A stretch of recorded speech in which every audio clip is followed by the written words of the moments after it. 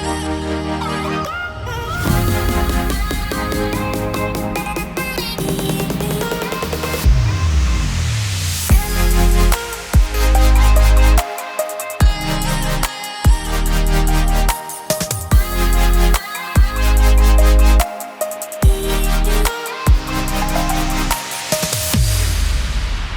nación de Israel estaba siendo subyugada en una tierra extranjera, específicamente en Egipto.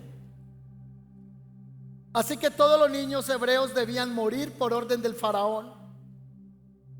Pero hay una mujer que logra esconder a su hijo por 3 meses. Lo guarda en su casa, 3 meses tiene el niño. Y a los 3 meses lo mete en una canasta y lo lanza por las aguas del Nilo.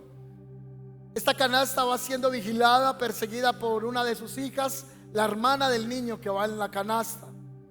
Esta canasta ingresa en las aguas internas de la hija del faraón, y cuando ella ve el rostro de este bebé se enamora del niño y dice que lo va a adoptar. Así que el niño es llevado a la casa del faraón. Así que ahí está la hermanita persiguiendo a esta canasta y dice: yo voy a traer una nodriza. La nodriza es un tipo de nana, una mujer que cuida bebés.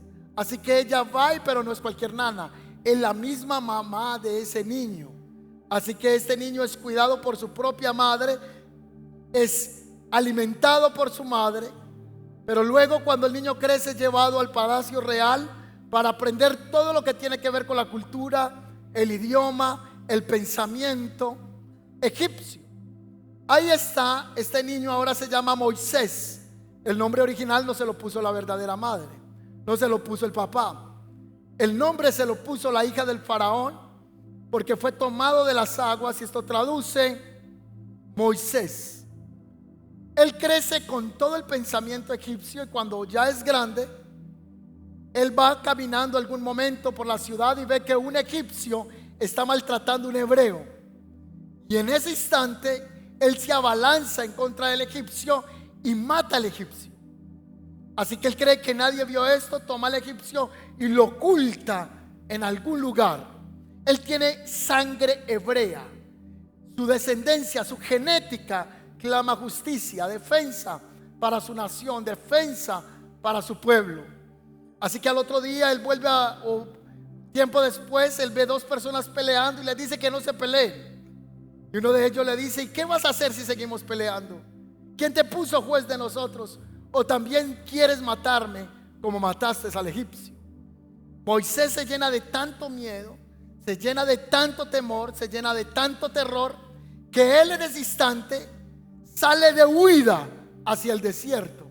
Moisés se siente observado. Esa calle en la que él estaba, él creyó que no había nadie que lo observara, como si hubiese sido una cámara de seguridad, como si hubiese sido una cámara secreta. Pero alguien vio a Moisés cometer este asesinato. Así que él sale del palacio, sale de la comodidad al desierto. Moisés estaba enseñado a túnicas nuevas, estaba enseñado a buen calzado, estaba enseñado a buena comida, y salió de la comodidad a la incomodidad. Salió de comer bien a comer de lo poco que pudiera darle el desierto. Ese es Moisés. Cambió una cama suave, una almohada suave por el desierto, quizá por alguna piedra que pudiera reposar su cabeza en las noches. No era una vida para nada cómoda. Yo pienso que Moisés, después de haber sido educado en la lengua egipcia y estar en la corte del faraón, tenía sueños como cualquier persona. Tenía ideales, tenía anhelos, quería proyectarse dentro de la nación egipcia. Este hombre creció en un contexto donde no creo que escuchó a sus familiares, en este caso padres adoptivos, hablar de manera negativa, porque estar en la casa del faraón era escuchar todo el tiempo conquista, extender el reino, llevar gobierno a los hebreos, subyugarlos. Él crece con una mentalidad diferente a la mentalidad del esclavo. Él está escuchando todo el tiempo que se puede, que se logra, que hay manera de conquistar. Así él creció. Pero después de salir huyendo al desierto, yo creo que este hombre fue aporreado en sus emociones, fue aporreado en sus ilusiones y tenía una carga que no podía sobrellevar cualquier persona. Era el asesinato de alguien. Si usted ha cometido un pecado, si yo he cometido un pecado, el problema ahora no es un minúsculo. El problema de Moisés es que él mató a una persona, que derramó sangre. Así que durante todos estos años él estuvo huyendo en el desierto. Estuvo tratando de ocultar lo que había hecho en la tierra del faraón. No me imagino cómo es ser perseguido por la justicia. No me imagino cómo es ser perseguido por un crimen. Pero eso lo estaba experimentando Moisés. Esas personas que viajan a otra nación cuando hacen un crimen, se hacen una operación plástica para poder ocultar la identidad, para tratar de escabullirse a quien está tratando de apresarle. Si una persona no tiene la ID, la cédula o los documentos en regla, cuando llega la policía y le dice documentos, genera temor. Así estaba Moisés. Estaba lleno de temor, estaba lleno de miedo, porque en cualquier momento los armados del ejército del faraón podrían venir a apresarle y morir. Ese era el dictamen por el faraón: debe morir Moisés por lo que ha hecho. Supongo que lo que analiza Faraón es que él, al tener sangre hebrea, se está constituyendo en un peligro para el imperio del faraón. Recuerde que él es una figura de un tipo de padrastro, pero él sobrepasa esa figura ahora y dice: este es hebreo. Los genes le están reclamando la libertad de su nación y debe morir. Así que él se fue de huida. La pregunta esta mañana para alguien es: ¿estás huyendo todavía de los errores del pasado?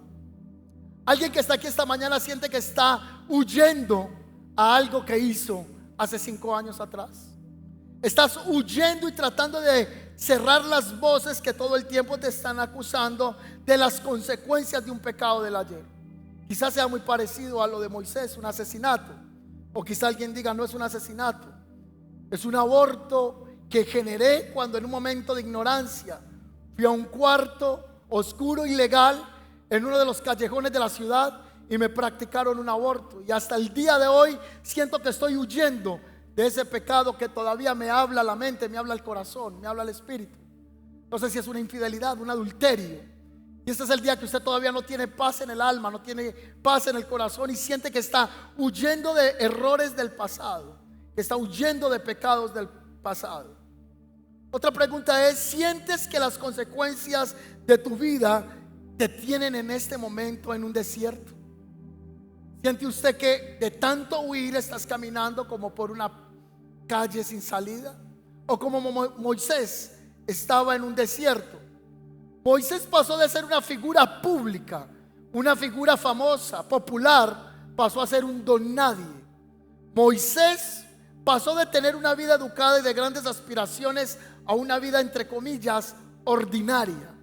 Cuando él mata al egipcio tiene 40 años de edad y a sus 40 años emprende su momento de huida. ¿Estás huyéndole a un pecado del pasado? ¿Estás viviendo las consecuencias de un pecado del pasado? Quizás no estás en una cárcel, pero estás experimentando lo que dice un texto bíblico: huye el impío sin que nadie lo persiga. Porque es una persecución del alma, es una persecución espiritual que estás lidiando con ella hace años. Así que Moisés huye de ese lugar. Éxodo capítulo 3 versículo 1 dice lo siguiente. Vamos al verso 3. Cierto día Moisés se encontraba apacentando el rebaño de su suegro Jetro, quien era sacerdote de Madián. Mire bien el pasaje, vamos a analizarlo. 40 años después, este hombre ya tiene 80 años. Cuando Dios le hace el llamado, tiene 80 años. A sus 80 años está cuidando un rebaño que ni siquiera es propio.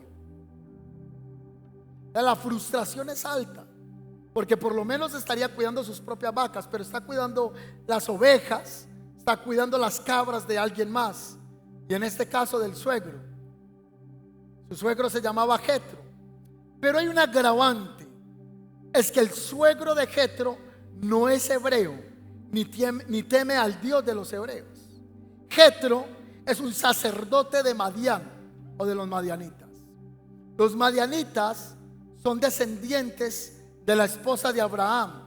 Esta esposa es cuando murió Sara. Ella se llamaba Séfora. Así que los descendientes son esos mismos que oprimieron el pueblo de Israel años más adelante, como lo vemos en el libro de los Jueces, como es en el caso de los días de Gedeón, que ellos venían y traían ruina y pobreza a la nación. Así que este hombre es un sacerdote, es un dirigente espiritual de una cultura pagana, y ese es el suegro de este hombre. Así que dice la escritura que él llevó el rebaño al corazón del desierto y llegó al Sinaí, el monte de Dios. Quizá estamos huyendo de cosas del pasado, pecados del pasado, momentos amargos, situaciones que no hemos confesado, situaciones que no hemos soltado. Pero adicional, donde nos encontramos en el momento es una tierra de insatisfacción, es un lugar de no aprobación, es un lugar en el que no somos felices, es un lugar de la desgracia, es un lugar donde los sueños y el fuego se apagó, es donde la zarza ya no está ardiendo, es donde las ilusiones se han menguado. Este hombre tiene 80 años, ya él piensa en su juventud con nostalgia, ya él piensa de sus sueños como algo que no se puede alcanzar y que nunca se pudo alcanzar. Ahora está ligado a cuidarle las ovejas a su suegro. Pero Dios está utilizando toda esta temporada para formar el corazón de Moisés. Cuando él creyó a los 40 años que estaba listo, Dios dijo: todavía no estás listo, es necesario enviarte al desierto, y allí voy a trabajar en tu corazón. 80 años tenía este hombre, cuando uno diría que ya no hay esperanza, no hay ilusiones, y es el momento en el que Dios dice: ya estás listo para lo que yo quiero hacer. Pero Moisés no sabía lo que Dios estaba pensando. Moisés estaba siendo ignorante a los planes y a los propósitos del Señor. Quiero preguntar otra vez: ¿sientes que las consecuencias de tu vida te tienen en un contexto de insatisfacción? ¿Siente que la chispa, la ilusión se ha apagado en su vida? Pues así estaba Moisés. La chispa de la pasión por la liberación, por sus compatriotas, se había apagado. Pero la realidad es que Dios no se había olvidado de Moisés. Pese a que había hecho un asesinato, pese a los errores del pasado, Dios no se había olvidado de Moisés. Y hoy Dios le quiere decir a alguien: yo no me he olvidado de ti. No importa lo que hiciste en el pasado, yo todavía tengo planes contigo. ¿Cuántos dicen amén a eso? ¿Cuántos dicen amén a eso? ¿Te sientes abrumado, abrumada? ¿Te sientes despreciado de parte de Dios? ¿Crees que Dios te tiene en Lodebar? ¿Crees que estás en la tierra del olvido? Pues Dios te está diciendo esta mañana: hijo, hija, yo no me he olvidado de ti. ¿Cuántos dicen amén a eso? Dale un aplauso al Señor.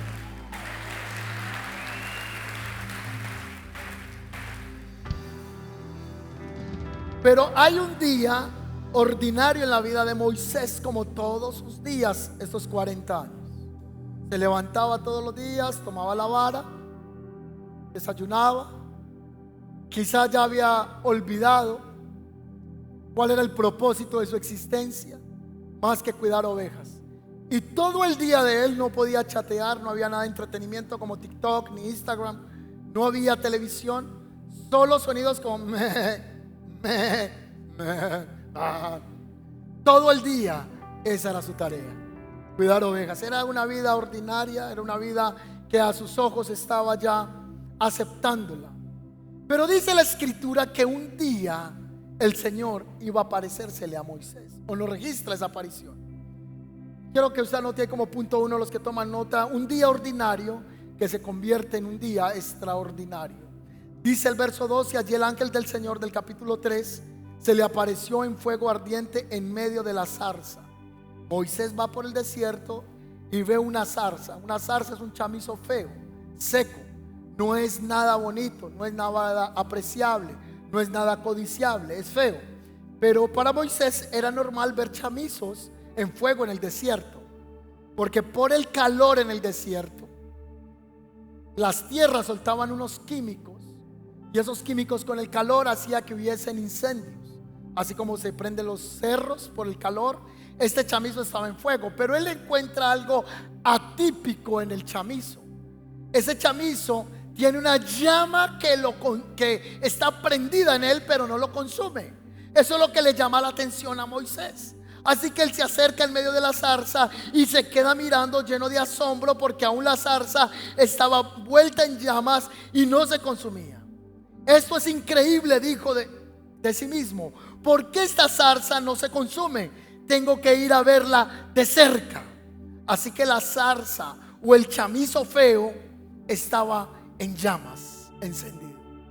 ¿Sabe que lo que hizo que ese chamizo fuera extraordinario fue el fuego del Espíritu de Dios?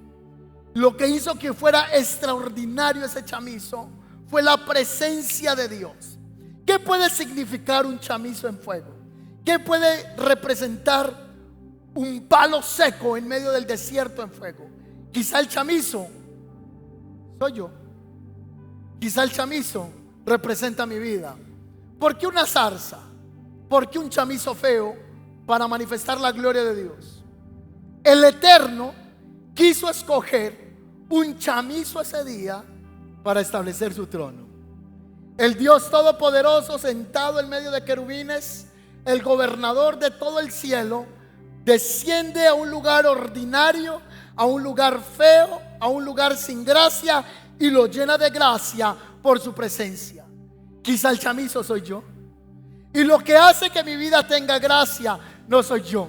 Lo que hace que mi vida y que su vida tenga gracia es la presencia de Dios, que ha venido a morar en algo ordinario. Aplauda la gloria del Señor. Dios hizo de su trono un momento poderoso en esta tierra, específicamente en un chamizo. Habitó en algo ordinario. Mire lo que dice San Pablo en el capítulo 1, verso 26 de la primera carta a los Corintios. Recuerden, amados hermanos, que pocos de ustedes eran sabios a los ojos del mundo, poderosos o ricos, cuando Dios los llamó. En cambio, Dios eligió del mundo lo que considera ridículo para avergonzar a los que se creen sabios. Y escogió cosas que no tienen poder para avergonzar a los poderosos. Dios escogió lo despreciado del mundo, lo que considera como nada, y lo usó para convertir en nada lo que el mundo considera importante. Dios escogió lo necio para mostrar su poder. ¿Cuántos dicen amén a eso? Moisés, con un pasado de suicidio, con un pasado de agresividad, con una hoja de vida nada agradable para ser contratado como el dirigente de Israel, ahora Dios está poniendo su mira en él, porque no se trata de mí, se trata de lo que hay en mí. ¿Cuántos dicen amén a eso? No escogí yo a Dios, Dios me escogió a mí. Gracias por ese amén. No se trata del lugar, no se trata de la persona, se trata de quién está en el lugar, o se trata de quién está en la persona. Es quien llena a la persona el que le da la gloria, le da la vida. Es quien habita en esta congregación el que hace que este lugar tenga la gloria del Señor, porque Él hace de lo ordinario algo extraordinario. Eso es ese chamizo. Ese chamizo no tiene nada que envidiarle a una rosa. La rosa no puede decirle: mira mis colores tan bellos, soy una rosa roja. Conquisto los corazones de las mujeres y se sienten amadas cuando alguien le entrega una rosa. No tiene que envidiarle nada a un tulipán. No tiene nada que envidiarle a los amarillos de una girasol. No tiene nada que envidiarle a una orquídea, que por cierto más de 60,000 tipos hay en nuestra nación. No tiene nada que envidiarle a ninguna de las flores exóticas hermosas de esta tierra, porque ese chamizo humilde, seco, portó la misma gloria de Dios. Ese chamizo no se cambiaba por nadie. Cuando la gloria de Dios está sobre nosotros, usted no tiene que envidiar nada de nadie, porque usted es único, usted es única, y la gloria de Dios habita en nosotros. ¿Alguien puede bendecir el nombre del Señor? Usted no tiene que mirar y decirle, pero qué rojo tan bello el de esa rosa, lo quiero para mí. Ay, yo porque no soy tulipán. No tienes que ser tulipán. Dios te escogió así, sin gracia, desgraciado. Nos escogió desgraciados y nos llenó de gracia. ¿Cuántos dicen amén a eso?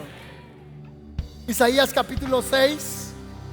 Dice el profeta Isaías: en el año que murió el rey Usías, vi yo al Señor sentado en un trono alto y sublime, y los bordos de su vestidura llenaban la casa, llenaban el templo, y el templo se llenó de la gloria de Dios, y la casa, la habitación se llenó de humo, y ve unos seres alados, vi unos querubines, con dos volaban, con dos cubrían su rostro, con dos cubrían sus pies, querubines. Y entonces yo dije: ay de mí que soy un chamizo muerto, ay de mí que soy un desgraciado, ay de mí que soy profeta de labios inmundos, y siendo hombre de labios inmundos han visto mis ojos al Señor. Entonces voló del trono del Señor uno de los ángeles y tomó un tizón en sus manos y lo puso en mi boca y me dijo: es quitada tu vergüenza, es quitada tu vergüenza, es quitado tu dolor. Entonces el Señor transformó un lugar para que fuera lleno de la gloria de Dios, y quien se sentía acusado, el Señor le quitó la culpa que había sobre él. No se trata de mí, se trata de lo que hay en mí. No se trata de un local, se trata de la gloria de Dios en un lugar. Eso es lo que hace la diferencia, la presencia de Dios. San Pablo, hablando de esto en su segunda carta, en el capítulo 4, versículo 7, él dice lo siguiente: ahora tenemos esta luz que brilla en nuestro corazón, pero nosotros mismos somos como frágiles vasijas de barro que contienen este gran tesoro. Esto deja bien claro que nuestro gran poder proviene ¿de quién? Y no de nosotros. No se trata de mí, se trata de Él en mí, se trata de Él en ti, se trata de Él obrando a través de ti. Entonces Pablo dice: yo soy una vasija de barro. ¿Y cómo son las vasijas de barro? No son tan bonitas. Si yo le pongo una vasija de barro y al lado le coloco una vasija de oro, ¿cuál de las dos es más importante para usted? Hermano, escoja vasija de barro o vasija de oro. El pastor, ¿está seguro? Yo me quedo con la de oro. No falta la hermana que diga: no, me llevo la de barro para la guapanela. Pero el valor en nosotros no está en sí, en nuestra fuerza, sino en lo que portamos. ¿Cuántas mujeres de las que está aquí una vez llegó el novio, el esposo, alguien, un pretendiente, y le llevó un regalito en una bolsita así pequeña? La bolsa es pequeña, es de material de terciopelo, es económica. ¿Qué puede valer una bolsa de esas? Nada, eso es pequeñita, la regalan en las joyerías, en cualquier lugar la puede conseguir, de terciopelo. Pero la mujer, cuando ve ese tipo de bolsita, ella no piensa en la bolsita, ella piensa en lo que está dentro de la bolsita. ¿Qué es lo que le da valor a esa bolsita? Lo que hay adentro. Porque ay, ¿cuál será el brillante que está dentro de la bolsa? El diamante, esa perla en la argolla, esa piedra verde brillante, esmeralda colombiana. Usted está desesperado. Yo nunca vi a alguien diciendo: ay, esta bolsita, tengo que guardar esta bolsita. Nada más lo hacemos por un sentimiento emocional, pero no por el valor que tenga. Porque lo que hace valioso la bolsa es lo que está dentro de la bolsa. Eso pasa en nosotros. No somos nosotros, somos un material más barato, somos un material ordinario, pero lo que hay dentro de nosotros es el tesoro del conocimiento de Dios. Y eso es lo que estaba ardiendo en el chamizo ese día. La gloria de Dios. Dios escogió el vientre de María para llenarlo de gloria. Era un vientre como el de cualquier otra mujer, pero a causa de lo que vino en el vientre de ella fue llamada bienaventurada entre las mujeres, llena de gracia. Antes era desgraciada. Tenía una gracia de parte del Señor, pero ese día fue llena, rebosada de gracia, bienaventurada. ¿Su vientre era mejor que el otro? No, pero es que en el vientre de ella ahora estaba el Mesías. Vino la gloria de Dios y fue la gloria de Dios la que transformó ese vientre. Dios escogió un pesebre donde había unos burros, donde había paja. Era una pesebrera ordinaria. Muchos no querían ni siquiera meter sus animales en ese lugar. Pero lo que hizo importante esa pesebrera no fue el burro ni la vaca. Lo que hizo lleno de gracia esa pesebrera fue que ahí nació el Salvador. Y ahí le trajeron presentes, incienso, mirra y oro. Y vinieron delante del Mesías y se postraron. Y una corte angelical se apareció diciendo: buena voluntad para con los hombres. Y un establo se llenó de la gloria de Dios. Algo ordinario fue transformado por el poder del Señor. Amén. En el primer servicio yo les decía que donde algún paisa hubiera estado en ese lugar, hubiera cogido la vaca y hubiera dicho: esta es la vaca ungida, déjese lamer por la vaca. La vaca vio el alumbramiento de la gracia de Dios. El animalito que estaba ahí, el asno, vio el alumbramiento del Mesías de Dios. De alguna manera eso hizo especial a ese burro. De alguna manera eso hizo algo especial a esa vaca. Porque cuando esa vaca y ese burro se reunían entre animales, imaginemos como niños, la vaca le decía: ¿cómo hace la vaca? Mu. Yo vine a hacer al Mesías. Chicaneaba. Eso la hacía especial. El burro decía: yo vine a hacer al Mesías. Yo estaba ahí, estaba en ese lugar. Si el pasto pudiera hablar, el pasto fue bienaventurado. El heno que estaba en ese lugar vio nacer al Mesías. Se volvió extraordinario algo que era muy ordinario. Dios escogió un ladrón para llenarlo de gloria. Dios escogió un pesebre y lo llenó de gloria. Dios escogió a Saulo, que era un asesino, y lo llenó de gloria. Dios escogió a la samaritana: 5 maridos has tenido y el que ahora tienes tampoco es tu marido, y la llenó de gloria y fue la primera predicadora de la región de Samaria. Dios escogió a Simón el cananista y hizo de guerrillero y de un hombre que iba en contra de la ley, que fuera un hombre del reino. Dios escogió a Mateo, cobrador de impuestos y ladrón, y lo metió a transformarlo en su reino. Dios escogió a Cefas y ahora le dio un nombre nuevo. Le dijo: serás Pedro. Simón, ahora serás Pedro, serás una piedra estable, y lo llenó de gloria.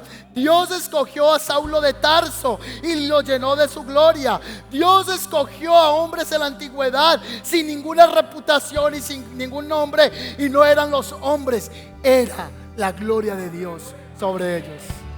Usted y yo somos el chamizo, poco atractivos, poco bonitos en el mundo espiritual hablando, porque eres una mamacita, eres un bombonazo de Dios, eres un bombón de Dios. Los hombres que están acá, ¿cuántos hombres están aquí ya esta mañana? Amén. Bueno, medio se creyeron el piropo. Las mujeres que están acá son las más bellas de esta tierra. Tranquila, mi amor, tú eres por encima de ellas. Así que el Señor te escogió a ti, Dios me escogió a mí, siendo ordinarios, para que nosotros portemos la gloria del Señor. ¿Cuántos dicen amén? Ese es el chamizo. Así que Él se acercó, y cuando se acercó, Dios le reveló 2 aspectos de su carácter. Número 1, que Él era santo, y 2, que era el Dios de las generaciones. Cuando Moisés se le acercó, Él le dijo: Moisés, Moisés, no te acerques más, quítate las sandalias de tus pies, porque el lugar que estás pisando santo es. Quítate las sandalias que tienes en este momento.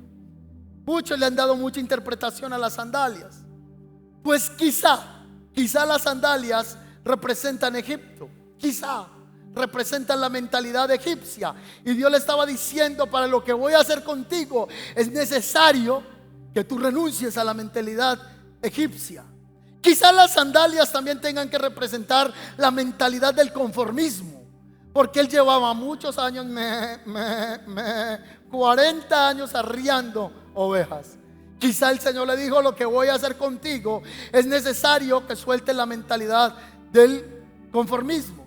Quizá las sandalias representan la mentalidad del viejo hombre. Suelta las sandalias que pueden representar la carne, y lo que quiero hacer es algo nuevo contigo. No quiero más que dependas y camines en la carne. Quizá las sandalias pueden representar que él estaba reconociendo que el territorio en el que él estaba en ese momento era perteneciente del trono de Dios.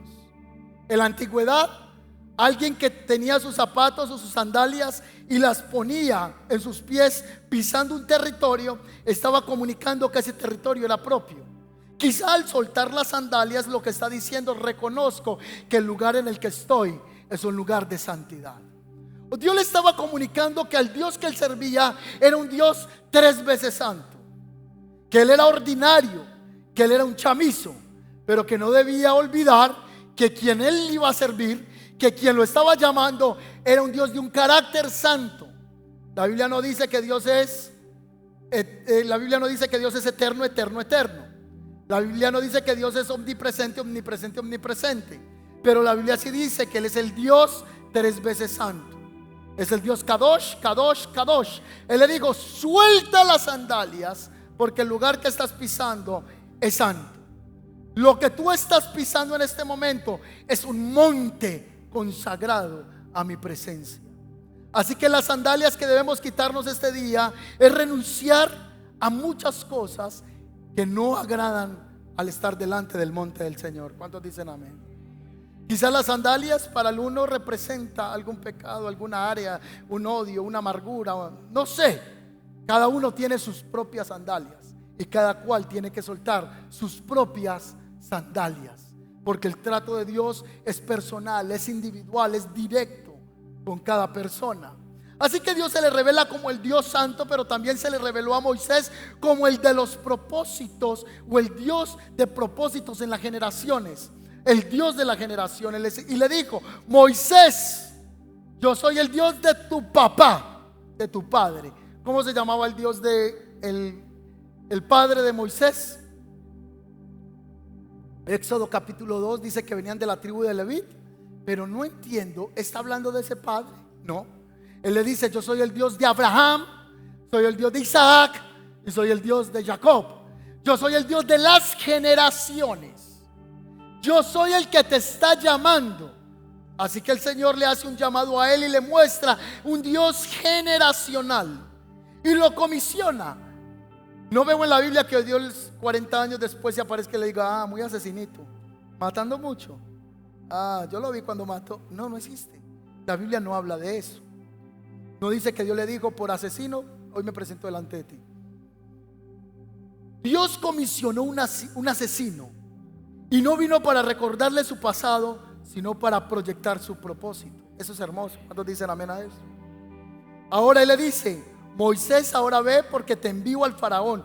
Tú vas a sacar de Egipto a mi pueblo. Ahora, lo más tremendo es que yo aquí acabo de hacer un salto muy grande, pero Dios empieza con un discurso de la siguiente manera: Moisés, quítate las sandalias. Se las quita y comienza el siguiente discurso: he descendido porque he escuchado el clamor. Qué bueno, y él está ahí. Y voy a liberar mi pueblo. Qué bueno, Señor, que lo vas a liberar, porque he escuchado su aflicción. Qué bueno, Señor, que has escuchado su aflicción. Pero Dios ahora le revela que Dios lo va a usar a él, a un asesino.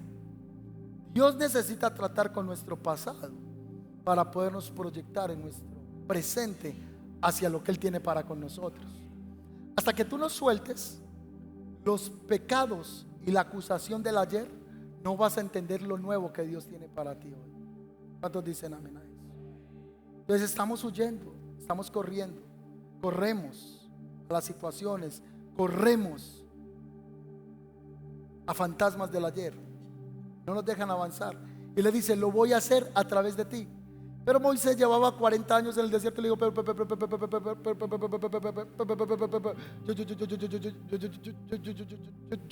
yo no soy capaz.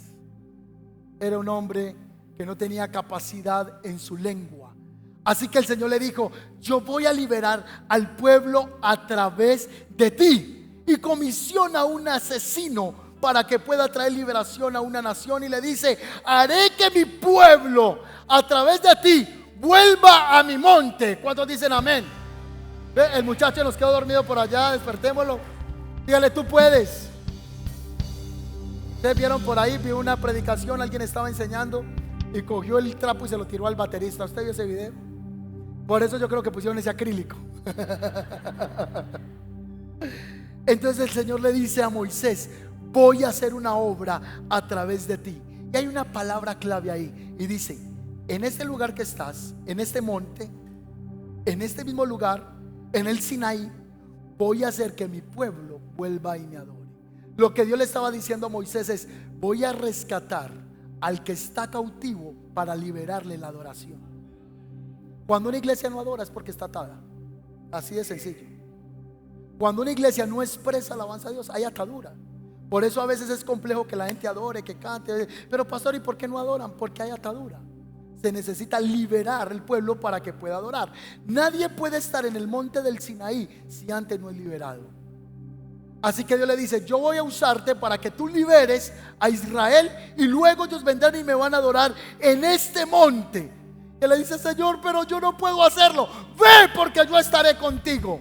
No se trata de ti, se trata de que yo voy contigo. Y al Señor a alguien le dice esta mañana: yo estoy contigo. ¿Cuántos creen que el Señor está con nosotros? Yo no puedo. Estás en lo cierto, tú no puedes, pero Él te envió, entonces tú puedes. Yo no puedo, es verdad, pero Él está dentro de mí y Cristo en mí, la esperanza de gloria. ¿Cuántos dicen amén a eso? Así que le dice: ¿y cuál es el nombre? Alguien me dice: bueno, ¿y quién es el Dios que te mandó? ¿Qué les digo? Él le dijo: el nombre es Yahweh. Vas a decirles: Yahweh me envió. Yo soy, te envía. ¿Y qué más les digo? No más. Voy a decirle al faraón: deja ir a mi pueblo. Y si él se va a oponer y yo voy a endurecer su corazón para mostrarle mi poder, entonces tú le vas a decir: yo soy, me ha enviado. Entonces el pueblo de Israel necesitaba escuchar que yo soy el que te voy a sostener en el desierto. Israel necesitaba escuchar: yo soy tu ayudador. Israel necesitaba escuchar: yo soy todo lo que necesitas. Yo soy todo lo que tú requieres para poder alcanzar donde yo quiero que tú llegues. Yo soy tu amparo. Yo soy tu fortaleza. Hoy el Señor le está diciendo a la iglesia: yo soy todo lo que tú necesitas. Yo soy todo lo que tú requieres para lograrlo. ¿Cuántos dicen amén a eso? Yo soy suficiente. Luego Jesús en el nuevo pacto hace 7 expresiones de poder. Yo soy el pan de vida. Yo soy la luz del mundo. Yo soy la puerta. Yo soy el buen pastor. Yo soy la resurrección y la vida. Yo soy el camino, la verdad y la vida. Y yo soy la vid verdadera. Yo soy todo lo que necesitas. No importa el ayer. Yo soy lo que tú necesitas. Pero Señor, mira este pecado. No importa. Yo soy lo que necesitas. Yo soy tu consolador. Yo soy el que te perdono. Gracias a Dios, el que está a tu lado no es el que te perdona. Gracias a Dios, la misericordia no está en el hombre. Gracias a Dios, la misericordia está en el que hizo los cielos y la tierra. ¿Cuántos dicen amén? Concluyo el mensaje. Todo comenzó en el monte y todo seguirá comenzando en el monte. Todo comenzó en el monte con la manifestación de un chamizo bajo la gloria, que es lo que llamamos la zarza. La zarza está ardiendo. Todo comenzó en el monte y todo seguirá comenzando en ese lugar. Voy a bajarme un momentico si me prenden la luz. Siempre me gusta bajarme, yo no sé, es una manía ya. Me gusta estar más cerca. Todo comenzó ¿dónde? En el monte. Entonces usted ve que el pasaje en el capítulo 3, versículo 1, dice que él estando cerca al monte, en el corazón del desierto, en el Sinaí, Dios se le manifestó. Tremendo eso. ¿Cómo se llamaba el suegro de él? ¿Cómo era que se llamaba el suegro de Moisés? Jetro. Y aparte que era el suegro, era él el patrón. Yo sé que es trabajar para el suegro. Yo sé que es tener el suegro de jefe. Una bendición. Cuidando las ovejas. ¿Y él era sacerdote de quién? ¿De quién? De Madián. Era una tribu que pagana. Tremendo, ¿cierto? Entonces empieza la historia. Dios usa a Moisés. Dios lo utiliza con las plagas, las ranas, los piojos, las aguas en sangre. Ya usted conoce la historia, se abrió el mar. Por allá en el capítulo 18 del Génesis, dice que Jetro vino a visitar ¿a quién? A Moisés, cerca al monte. Otra vez aparece el monte. El monte es lugar de comunión. El monte es lugar de adoración. El monte significa relación con Dios. Y cuando se encuentra el suegro con el yerno, se abrazan y le dice: Jetro, suegrito, gracias a Dios ya lo trajo para vos, qué bendición. Ya no trabajaba, era el libertador del pueblo de Israel. Y se saludaron y ¿cómo va? Y dice que se saludaron muy bien. Entonces le dice Moisés al suegro y le dice: no, eso fue tremendo. Entonces el suegro le dice: ¿y cómo salieron de allá? No, eso fue tremendo. Imagínense que salimos y las aguas se abrieron. ¿Y él era sacerdote de quién? De Madián. Y él escuchaba que el mar se abrió, escuchó de las plagas, escuchaba el poder de Dios. Y en el capítulo 18 dice que en ese momento el suegro bendijo al Señor y reconoció que él era el Dios sobre todos los dioses, y levantó holocausto y ofrendas al Dios de Moisés. Es decir, Moisés se ganó a su suegro para que fuera un adorador del Dios de Abraham, de Isaac y de Jacob. Mira bien esto.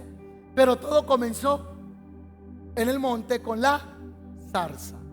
La zarza impactó la vida de Moisés. Moisés impactó la vida del pueblo y Moisés impactó la vida de su suegro. Dios nos va a usar a nosotros una vez estemos delante de la zarza. Amén.